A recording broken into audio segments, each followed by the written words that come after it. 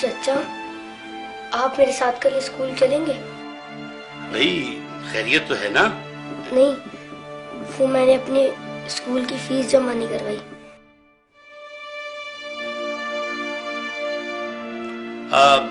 بیٹا تم کیا کرو گے اسکول پڑھ کے؟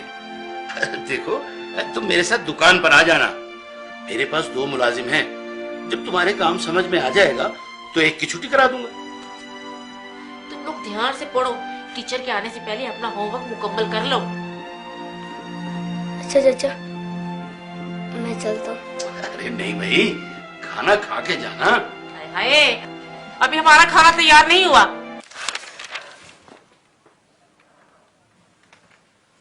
یا رسول اللہ، جب سے میرے ابو فوت ہوئے مجھے کسی نے پیار نہیں کیا۔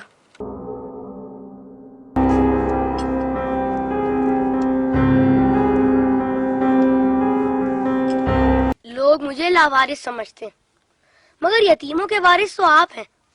شاید یہ بات کسی کو پتا نہیں ہوگی، تبھی تو مجھے اسکول سے نکال دیا۔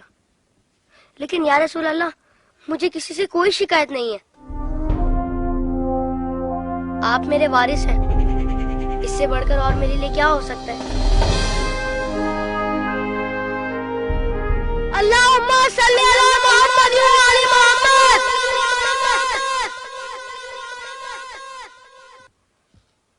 اپنی ولادت کے موقع پر میرا یہ درود شریف قبول فرمائیے۔ سنا ہے آپ اپنے نوازوں سے بہت پیار کیا کرتے تھے۔ امام حسن علیہ السلام اور امام حسین علیہ السلام کو کندھوں پر بٹھا کر سیر کرایا کرتے تھے۔ آپ امام حسین علیہ السلام کے گلے کے بوسے لیا کرتے تھے اور روتے تھے۔ آپ کو پہلے سے علم تھا نا کہ امام حسین علیہ السلام کے گلے کو کاٹا جائے گا؟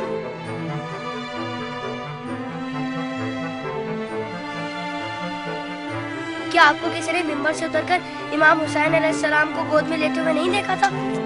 آپ نے تو خطبے کے بیچ میں انہیں گود میں لے کر کہا تھا، اسے پہچان لو، یہ حسین ہے، اسے کبھی تکلیف مت دینا، اس کی ہمیشہ مدد کرنا۔ جس نے حسین سے محبت کی اس نے مجھ سے محبت کی۔ کیا یہ سب کسی نے نہیں سنا ہوگا؟ ساقی کوثر نے جب ننھے علی اصغر کے لیے پانی کا سوال کیا تو یزیدی لشکر میں سے کسی نے بھی انہیں پانی نہیں دیا۔ یا رسول اللہ، آپ کی خاطر بھی نہیں دیا انہیں؟ اور 6 ماہ کا بچہ کتنا پانی پی لیتا؟ چند قطرے۔ حرملہ نے 3 منہ والا ایسا تیر چلایا جس نے شہزادہ علی اصغر کو ایک کان سے لے کر دوسرے تک ذبح کر دیا۔ تیر کتنا بڑا تھا آپ کو تو پتہ ہی ہوگا۔ تیر لگنے پر شہزادہ علی اصغر روئے ہوں گے۔ کٹے ہوئے گلے کو دیکھ کر مولا حسین بھی روئے ہوں گے۔ ننھے شہزادے کی لاش کو لے کر کبھی مولا آگے بڑھتے تو کبھی پیچھے ہٹ جاتے۔ جب شہزادے کو ماں کی گود میں رکھا ہوگا تو تیر چھپا دیا ہوگا۔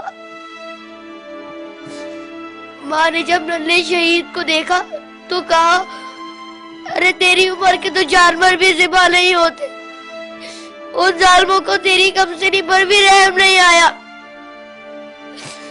غازی عباس کے بازو کٹ گئے، سکینہ کی آس ٹوٹ گئی۔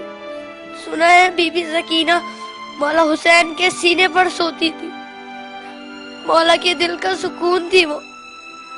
شاید اسی لیے امام حسین نے اپنی شہادت سے پہلے زمین کربلا سے کانٹے چن لیے۔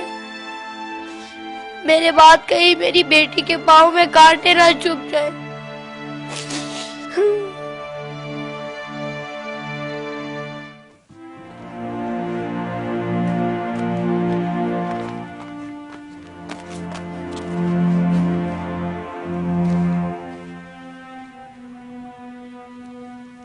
مولا حسین جب قاسم کی لاش لینے میدان میں گئے تو 3 دفعہ پکارا، تینوں ہی دفعہ جواب نہیں آیا۔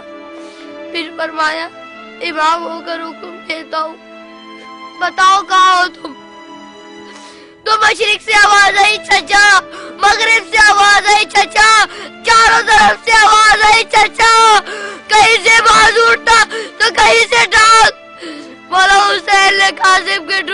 इकट्ठा किया और गठड़ी बनाए और कहा हुसैन गरीब हो गया।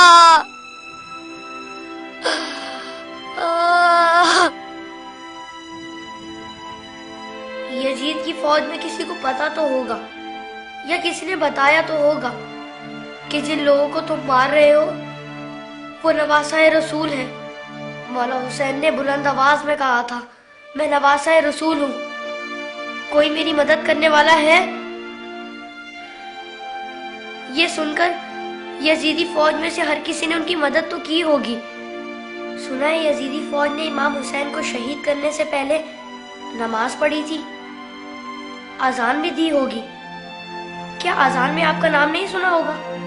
तो फिर आप ही के नवासे को इतनी बेदर्दी से शहीद कैसे किया? शहीद करने के बाद पहचाना नहीं होगा, वरना लाशों पर इस तरह घोड़े ना दौड़ाते।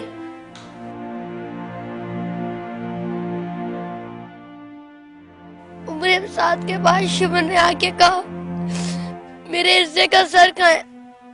हुसैन को कत्ल तो मैंने किया था, तूने वो सर कोली को दे दिया। उमर साथ ने कहा, मैंने तेरे लिए भी एक सर रखा हुआ है।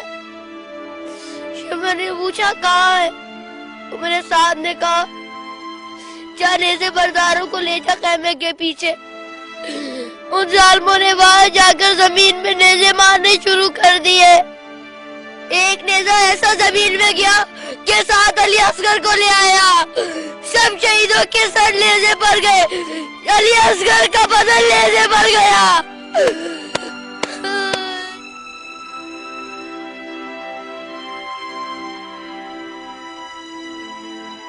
उन जालिमों ने जब बीबियों को नंगे सर बाजारों में फिराया तो इमाम हुसैन के सर ने तिलावत शुरू कर दी, जैसे कह रहे हो, ऐ लोगों, बीबियों की तरफ मत देखो, ये देखो कि एक कटा हुआ सर कुरान की तिलावत कर रहा है।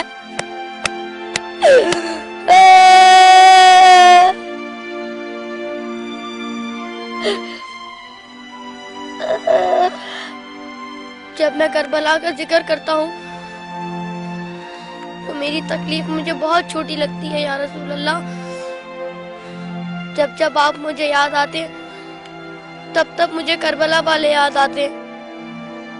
मुझे पता है आप इस मंजर को कभी नहीं भुला सकते।